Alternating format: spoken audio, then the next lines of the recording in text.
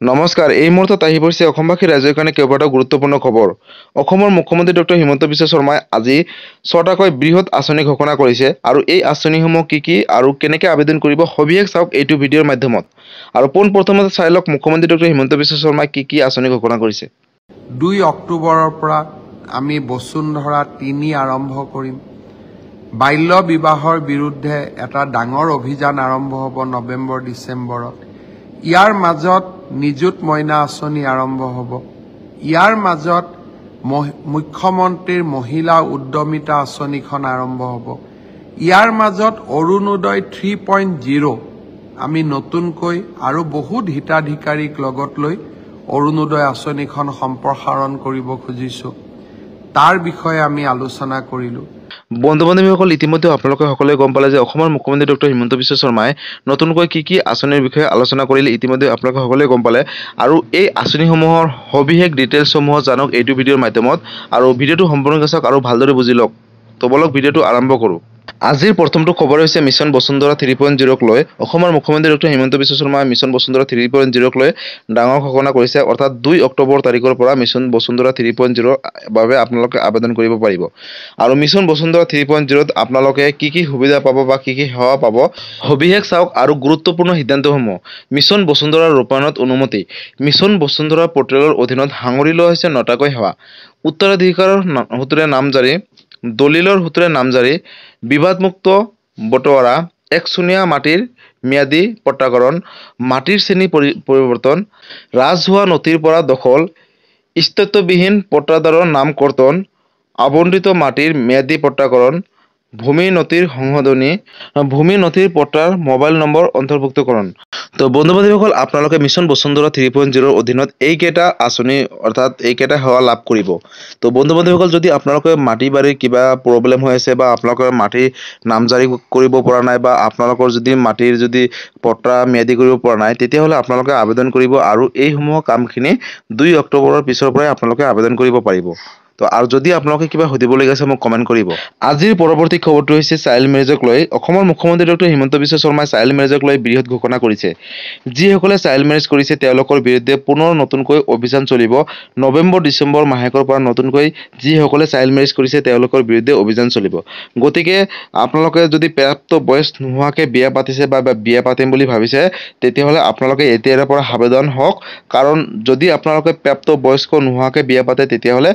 চৰকাৰে আপোনালোকৰ বিৰুদ্ধে ল'ব আইনগত ব্যৱস্থা। তাৰ বাবে আপোনালোকে এইসমূহ কামৰ পৰা দূৰত থাকক আৰু যেতিয়া আপোনালোকৰ বয়স্ক অৰ্থাৎ আপোনালোকে প্ৰাপ্ত বয়স্ক হ'ব তেতিয়াহে বিয়া পাতিব। আৰু আজিৰ পৰৱৰ্তী খবৰটো হৈছে নিযুত মইনা আঁচনিক লৈ অসমৰ মুখ্যমন্ত্ৰী ডক্টৰ হিমন্ত বিশ্ব শৰ্মাই নিযুত মইনা আঁচনিক লৈ বৃহৎ ঘোষণা কৰিছে। বন্ধু-বান্ধৱীসকল, মুখ্যমন্ত্ৰী নিযুত মইনা আঁচনি হৈছে এনেকুৱা এটা আঁচনি যিটো আঁচনিৰ দ্বাৰা ছাত্ৰীসকলে অৰ্থাৎ তেওঁলোকে পঢ়াৰ বাবে মাহিলী এটা ধন লাভ কৰিব আৰু তেওঁলোকে উচ্চ শিক্ষাৰ বাবে তেওঁলোকক চৰকাৰে প্ৰদান কৰিব তেওঁলোকৰ বেংক একাউণ্টত ধন। আৰু যিসকল ছাত্ৰীয়ে নতুনকৈ হায়াৰ ছেকেণ্ডেৰী ফাৰ্ষ্ট ইয়েৰত নামভৰ্তি কৰিব তেওঁলোকক ১,০০০ টকাকৈ দিব। মুঠ ১০ মাহ আৰু ১০,০০০ টকা দিব তেওঁলোকৰ বেংক একাউণ্টত পোনপটীয়াকৈ। আৰু যিসকলে BA পঢ়িব বা BSc পঢ়িব বা BCom পঢ়িব তেওঁলোকক ১০ মাহৰ বাবে ১,২৫০ টকাকৈ দিব আৰু তেওঁলোকক ১২,৫০০ টকা পোনপটীয়াকৈ তেওঁলোকৰ বেংক একাউণ্টত প্ৰেৰণ কৰিব ৰাজ্য চৰকাৰে। আৰু যিসকলে B.Ed পঢ়িব বা MA পঢ়িব, MSc পঢ়িব তেওঁলোকক মাহেকত ১০ মাহৰ বাবে দিব ২৫০০ টকাকৈ আৰু মুঠ ২৫,০০০ টকা দিব। আৰু এই টকা দিব ৰাজ্য চৰকাৰে। আৰু এই আঁচনিটো অতি শীঘ্ৰেই অসম চৰকাৰে আৰম্ভ কৰিব। গতিকে আপোনালোকে যদি মুখ্যমন্ত্ৰী নিযুত মইনা আঁচনিৰ ধনসমূহ লাভ কৰিব বিচাৰিছে, যদি আপোনালোকে এজনী ছাত্ৰী হয়, তেতিয়াহ'লে আপোনালোকৰ বাবে খুবেই ভাল খবৰ। আপোনালোকৰ বাবে অতি শীঘ্ৰেই এই আঁচনিটো আৰম্ভ কৰিব অসম চৰকাৰে আৰু আপোনালোকে এই ধনসমূহ নিজৰ বেংক একাউণ্টত লাভ কৰিব। তাৰ বাবে আপোনালোকে নথিপত্ৰসমূহ ঠিক কৰি ৰাখক আৰু যেতিয়াই আবেদনৰ কামসমূহ আৰম্ভ হয় অৰ্থাৎ অক্টোবৰ মাহৰ আগতে আৰম্ভ হ'ব, আপোনালোকে নিজে গম পাব আৰু তেতিয়া লগালগ আবেদন কৰিব আৰু এই ধনসমূহ চৰকাৰৰ পৰা লাভ কৰিব। আৰু যদি মুখ্যমন্ত্ৰী নিযুত মইনা আঁচনিক লৈ কিবা সুধিবলগীয়া আছে মোক কমেণ্ট কৰিব, মই নিশ্চয় ৰিপ্লাই দিবলৈ চেষ্টা কৰিম। আৰু আজিৰ পৰৱৰ্তী খবৰটো হৈছে সেল্ফ হেল্প গ্ৰুপ অৰ্থাৎ আত্মসহায়ক গোট। যিসকল মহিলাই আত্মসহায়ক গোটত ১০,০০০ টকাৰ বাবে আবেদন কৰিছিলে তেওঁলোকৰ বাবে খুবেই ভাল খবৰ। আৰু বহুতো মহিলাই ইতিমধ্যে সুধি আছে আত্মসহায়ক গোটৰ টকাটো কেতিয়া হ'ব, সোমাব, কেতিয়া দিব। ইতিমধ্যে অসমৰ মুখ্যমন্ত্ৰী ডক্টৰ হিমন্ত বিশ্ব শৰ্মাই আত্মসহায়ক গোটৰ মহিলাসকলৰ বাবে দিলে ভাল খবৰ। অক্টোবৰ মাহৰ ভিতৰত আপোনালোকে এই 10,000 টকা পোনপটীয়াকৈ আপোনালোকৰ বেংক একাউণ্টত লাভ কৰিব আৰু ইতিমধ্যে আপোনালোকৰ ভেৰিফিকেশ্যনৰ কামসমূহ কমপ্লিট হৈছে আৰু হয়তো এইটো মাহৰ ভিতৰতো দিব পাৰি এতিয়ালৈকে ডেটটো ঘোষণা হোৱা নাই যাৰ বাবে আপোনালোকৰ আগত মই অৱগত কৰিব নোৱাৰিছোঁ আৰু অসমৰ মুখ্যমন্ত্ৰী ডক্টৰ হিমন্ত বিশ্ব শৰ্মা এতিয়া ঘোষণা কৰাৰ মতে যে আপোনালোকক অক্টোবৰ মাহৰ আগতে এই 10,000 টকা পোনপটীয়াকৈ ডিবিটিৰ মাধ্যমত আপোনালোকৰ বেংক একাউণ্টত প্ৰেৰণ কৰিব আৰু যোৱা ইলেকশ্যনৰ সময়ত তেওঁ ঘোষণা কৰিছিলে মুখ্যমন্ত্ৰী ডক্টৰ হিমন্ত বিশ্ব শৰ্মাই যে হঠাৎ কোনোবা এদিন পুটুং কৰি আত্মসহায়ক গোটৰ মহিলাসকলৰ বেংকত 10,000 টকা সোমাই যাব তো বন্ধু বান্ধৱীসকল আপোনালোকে কোনো ধৰণৰ চিন্তা কৰিব নালাগে ইতিমধ্যে আপোনালোকৰ ভেৰিফিকেশ্যনৰ কাম বা যিখিনি প্ৰচেছ আছিলে ইতিমধ্যে কমপ্লিট হৈছে আৰু অসম চৰকাৰে হয়তো এই মাহৰ লাষ্টৰ ভিতৰত বা আগষ্ট ছেপ্টেম্বৰ মাহৰ ভিতৰত আপোনালোকে এই 10,000 টকা বেংকত প্ৰেৰণ কৰিব আৰু যদি আপোনালোকে এজন আত্মসহায়ক গোটৰ মহিলা হয় তেতিয়াহ'লে আপোনালোকৰ বাবে খুবেই ভাল খবৰ আৰু এই খবৰটো আপোনালোকে যিমান আত্মসহায়ক গোটৰ মহিলাৰ সদস্য আছে অৰ্থাৎ তেওঁলোকলৈ শ্বেয়াৰ কৰিব যাতে সকলোৱে জানে এই কথাটো আৰু যদি আপোনালোকে আত্মসহায়ক গোটৰ বিষয়ে কিবা জানিবলগীয়া আছে বা সুধিবলগীয়া আছে মোক কমেণ্ট কৰিব মই নিশ্চয় ৰিপ্লাই দিবলৈ চেষ্টা কৰিম আজিৰ পৰৱৰ্তী খবৰটো হৈছে অৰুণোদয় আঁচনিক লৈ অসমৰ মুখ্যমন্ত্ৰী ডক্টৰ হিমন্ত বিশ্ব শৰ্মাই অৰুণোদয় আঁচনিক লৈ বৃহৎ ঘোষণা কৰিছে অৰ্থাৎ অৰুণোদয় আঁচনি 3.0ৰ বাবে যিসকল হিতাধিকাৰী আবেদন কৰিম বুলি ভাবি আছিলে তেওঁলোকৰ বাবে দিলে ভাল খবৰ বন্ধু বান্ধৱীসকল যদি আপোনালোকে এতিয়ালৈকে অৰুণোদয় আঁচনিৰ অন্তৰ্ভুক্ত হোৱা নাই বা নতুনকৈ অৰুণোদয় আঁচনি 3.0ৰ বাবে আবেদন কৰিম বুলি ভাবিছিলে তেতিয়াহ'লে আপোনালোকৰ বাবে খুবেই ভাল খবৰ কাৰণ অক্টোবৰ মাহৰ আগতে নতুনকৈ অৰুণোদয় আঁচনি 3.0ৰ আবেদনৰ কামসমূহ আৰম্ভ হ'ব আৰু ইতিমধ্যে মুখ্যমন্ত্ৰী ডক্টৰ হিমন্ত বিশ্ব শৰ্মাই অফিচিয়েলভাৱে ঘোষণা কৰিলে এতিয়ালৈকে ডেটটো ঘোষণা কৰা নাই কিন্তু অক্টোবৰ মাহৰ আগতে নতুনকৈ অৰুণোদয় আঁচনি 3.0ৰ আবেদনৰ কামসমূহ সম্পূৰ্ণ কৰিব আৰু যদি আপোনালোকে অৰুণোদয় আঁচনি 3.0 আবেদন কৰিম বুলি ভাবিছে আপোনালোকৰ গাঁও পঞ্চায়তৰ যোগেদি নতুনকৈ অৰুণোদয় আঁচনি 3.0ৰ বাবে আবেদন কৰিব পাৰিব তো বন্ধু বান্ধৱীসকল অৰুণোদয় আঁচনি যিসকল হিতাধিকাৰী আছে অৰ্থাৎ তেওঁলোকে অৰুণোদয় আঁচনি ধন পাই আহিছিলে তেওঁলোকৰ বহুতৰো নাম ইতিমধ্যে কৰ্তন কৰিছে অসম চৰকাৰে তাৰ কাৰণ হয়তো ভেৰিফিকেশ্যনটো কমপ্লিট হোৱা নাই তেওঁলোকৰ বা মোবাইল নম্বৰ বা যিকোনো নামৰ ক্ষেত্ৰতে হওক বা বেংকৰ ক্ষেত্ৰতে হওক কিবা ভুল পাইছে তেনে ক্ষেত্ৰত কিন্তু বহুতৰে নাম কৰ্তন কৰিছে গতিকে আপোনালোকে সাৱধান হৈ যাওক যেতিয়া আবেদন কৰিব সেই তাৰ আগত আপোনালোকে ফৰ্মখন ফিল আপ কৰাৰ সময়ত আপোনালোকৰ নথিপত্ৰসমূহ ঠিক আছে নে নাই আৰু নামসমূহ ভালকৈ শুধৰণিকৈ লিখিব আৰু শুদ্ধকৈ লিখিব যাতে আপোনালোকৰ কোনো ধৰণৰ খেলিমেলি নহয় আৰু বেংক একাউণ্ট যোনটো দিব ভালকৈ দিব IFSC কোডখিনি ধুনীয়াকৈ দিব যাতে